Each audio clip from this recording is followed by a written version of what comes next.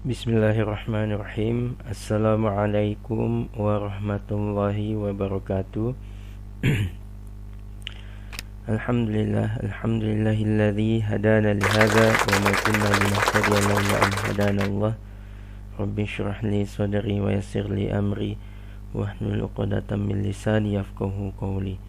Alhamdulillah, anak-anakku sekalian yang insyaallah dirahmati oleh Allah Subhanahu wa taala. Kembali lagi pekan ini sama seperti pekan-pekan sebelumnya, kita akan kembali melanjutkan pembelajaran kita pada mata pelajaran TIK. Ya, adapun materi kita untuk pekan ini adalah ada apa di internet, atau bisa dijelaskan atau bisa dideskripsikan bahwa materi kita pekan ini adalah masih lanjutan dari materi kita di pekan-pekan yang kemarin. Ya, ada apa di internet? Berbagai informasi tersedia di internet dan dapat diakses oleh siapapun. Jika kamu mengakses internet, kamu dapat menemukan berbagai hal yang tersedia di halaman-halaman webnya. Nah, berikut adalah beberapa hal yang bisa ditemukan saat kita mengakses internet. Ya, jadi halaman-halaman webnya, maksudnya di sini ya, ketika kita menggunakan internet ya dengan browser atau dengan bantuan dari aplikasi browser, aplikasi mesin pencarian, maka yang akan ditampilkan adalah berbentuk halaman-halaman website. Nah, ya di sini ya, di halaman-halaman website tersebut yang nantinya terbuka itu terdapat berbagai macam ya informasi. Nah, nanti kita bisa lihat di sini apa-apa saja yang bisa kita temukan saat kita mengakses internet. Nah, di sini ada 4 poin yang kita bisa temukan atau kita bisa dapatkan. Yang pertama adalah sebagai ya komunikasi. Ya, ada berjuta-juta orang pengguna internet di seluruh dunia setiap harinya yang dapat berkomunikasi denganmu. Komunikasi dapat mengirim pesan atau biasa kita sebut dengan chatting, atau mengambil dan terlibat pada sebuah pembahasan di sebuah kelompok dengan orang lain. Nah, ini contohnya ya. Nah, ketika di WhatsApp ya, itu terkadang kita memiliki grup. Nah, di grup ini ya kita bisa berdiskusi ya, atau kita bisa membahas sesuatu, entah apakah itu tentang tugas ya, atau tentang hal-hal yang berkaitan dengan sebuah kelompok ya, atau berkaitan dengan orang lain. Nah, jadi sebagai sarana komunikasi, jadi internet ini ya bisa kita di dalamnya ya, kita bisa temukan fasilitas-fasilitas seperti contoh kita bisa menggunakan internet ini sebagai komunikasi. Nah, di sini dijelaskan ya, selain untuk komunikasi terhadap satu orang, kita juga bisa berdiskusi atau bisa membahas sesuatu dengan sebuah kelompok. Kelompok itu ya jumlahnya lebih dari satu orang. Nah, contoh ya, kita berdiskusi di grup WhatsApp, atau kita bisa menggunakan fasilitas meeting ya. Artinya kita bisa berjumpa lebih dari satu orang ya, kemudian membahas sesuatu, entah apakah itu pelajaran atau hal-hal yang di luar pelajaran. Bahkan kamu juga sudah bisa berkomunikasi sambil bertatap muka dengan lawan bicara melalui internet. Nah, ini yang tadi Ustadz maksud ya. Yang tadi Ustadz maksud adalah tentang ya video call atau meeting ya. Itu dengan memanfaatkan internet kita sudah bisa menggunakan fasilitas ini. Nah, selanjutnya adalah informasi ya. Jadi dia berfungsi untuk menyediakan informasi ya. Terdapat banyak komputer pada jaringan internet yang menyimpan berjuta informasi yang dapat kamu gunakan dengan bebas. Nah, di seluruh dunia ya, jumlah komputer yang terhubung dengan akses internet itu ada jutaan ya, bahkan berjuta-juta, bermiliar-miliar.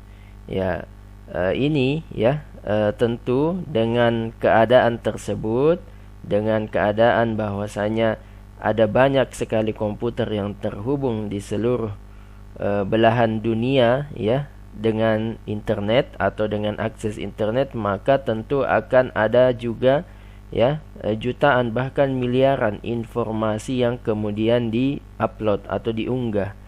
Nah, ini menyebabkan ya ada banyak sekali sumber-sumber informasi yang kita bisa akses. Nah, tentunya akses ini ya kita bisa dapatkan dengan mudah hari ini ya. Kita melihat contoh, kita ingin mencari video pembelajaran atau materi-materi pembelajaran, itu sudah banyak dan bisa kita dapatkan di internet. Ya, sekarang tergantung kitanya ya, tergantung individunya, tergantung pribadinya, tergantung diri kita sendiri apakah mau memanfaatkan internet ini secara baik ya, ataukah kita ingin menjadi orang yang tertinggal. Ya, tertinggal, kenapa dikatakan tertinggal? Ya, karena kita tidak ingin atau tidak mau menggunakan internet untuk ya mengembangkan potensi yang ada di diri kita. Nah, selanjutnya yang ketiga ya, yaitu program. Nah, terdapat banyak program yang tersedia untuk digandakan ke dalam komputer. Ada yang gratis dan ada juga yang sifatnya berbayar. Nah, program di internet ini ya seperti contoh aplikasi ya, ini termasuk dalam kategori program. Aplikasi, apakah aplikasi itu berbasis contoh desktop untuk komputer ataupun dia berbasis Android. Nah, dia bisa digunakan di handphone. Nah, aplikasi ini ada yang sifatnya berbayar. Nah, ada sifatnya yang gratis. Contoh, kalau Ustadz kasih perumpamaan ya yang sederhana, ya YouTube ya, contoh aplikasi YouTube. Nah, aplikasi YouTube ini ya kita bisa akses atau kita bisa download ya dengan mudah dan gratis. Nah, adapun ya aplikasi yang berbayar adalah aplikasi YouTube Premium contohnya ya, atau mungkin kita bisa ambil contoh ya, contoh seperti hal yang sederhana, aplikasi foto ya, aplikasi foto. Nah, itu aplikasi untuk foto sekarang sudah ada banyak. Contohnya ya Instagram ya. Ini sudah bisa kita dapatkan dengan cara gratis. Nah, adapun yang berbayar ya seperti contoh ya aplikasi-aplikasi editing foto ya, itu yang sifatnya memang ditujukan untuk profesional. Nah, jadi ini ya sudah banyak ya, kita juga bisa mendapatkan program dengan mengakses internet. Selanjutnya yang keempat adalah layanan. Nah, internet juga menyediakan berbagai pelayanan seperti penjualan barang online, konsultasi keuangan, pembelian tiket online dan sebagainya. Nah, ya, jadi yang keempat adalah layanan. Nah, dulu layanan ini ya, contoh saja tiket ya.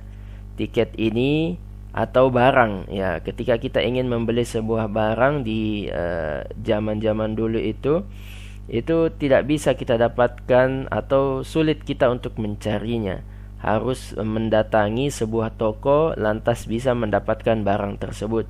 Nah, tetapi hari ini kita bisa lihat ya, meskipun kita berada di rumah, berada di atas kasur ya, kita sudah bisa memesan barang.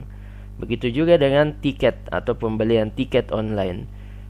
Tahun Ustadz lupa ingat, kalau tidak salah itu 2018. Ustadz pernah menggunakan ya fasilitas pembelian tiket online ya. Jadi tiket kereta, Ustadz beli tiket kereta online ya, itu kemudian nanti dikirimkan cetakan kodenya, lalu nanti Ustadz cetak tiketnya itu di stasiun. Nah ini Ustadz pernah mencoba dan ini Masya Allah ya, sangat memudahkan. Apalagi hari ini kita lihat ya, penggunaan transportasi umum itu sangat banyak sekali peminatnya, sehingga tidak perlu lagi repot-repot mengantri. Nah kita sudah bisa booking atau sudah bisa memesan melalui online. Ya baik, anak-anakku sekalian, mungkin ini saja secara umum ya materi kita. Ya, materi kita untuk pekan ini secara umum ini saja, sangat sederhana. Adapun nanti ya bisa dilihat ada tugasnya ya. Untuk yang belum terlihat tugasnya itu ada waktu atau jadwal postingnya ya. Jadi nanti tugasnya akan terlihat sesuai dengan jadwalnya. Ya, nanti bisa dicek di Google Classroom. Dan untuk yang jadwal meeting dengan Ustadz itu, insya Allah nanti Ustadz juga akan jelaskan mengenai tugasnya. Dan pengerjaan tugasnya itu bisa juga nanti sembari kita online, sembari kita tatap muka dalam virtual meeting. Ya baik anak-anakku sekalian, mungkin ini saja materi kita pekan ini. Ustadz cukupkan, Ustadz akhiri dengan doa kafaratul majelis. Subhanakallahumma rabbana wa bihamdik, asyhadu an la ilaha illa anta, astaghfiruka wa atubu ilaik. Assalamualaikum warahmatullahi wabarakatuh.